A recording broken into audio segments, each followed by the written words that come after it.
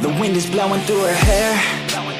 We like to head out on the road, and you know we don't really care, 'cause we're just doing what we want. She likes it when I treat her good. She likes it when I treat her bad. She likes to travel all around.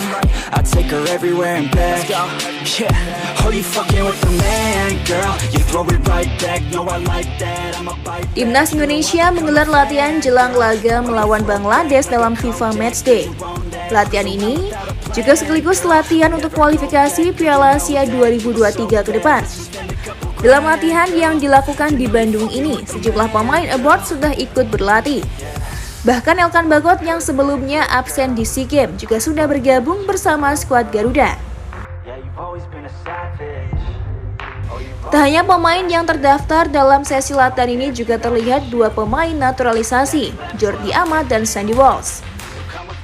Walaupun belum resmi berkewarganegaraan Indonesia, namun keduanya mau untuk membantu persiapan timnas Indonesia. Saat sesi latihan terdapat momen di mana Jordi Amat memperlihatkan kemampuannya selama bermain di Eropa.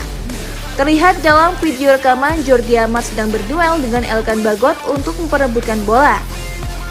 Keduanya saling ngotot untuk mencuri dan mempertahankan bola. Walaupun keduanya terlihat ngotot, akan tetapi perebutan bola itu diakhiri dengan tawa dari keduanya.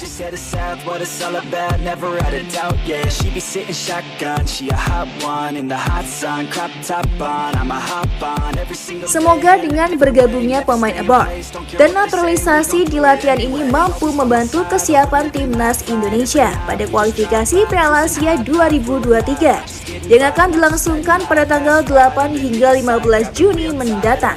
Every day is a new day in a new place, rent a new space, see a new face in a few days, move a new way to a new state. That's great, rent an estate for our next day.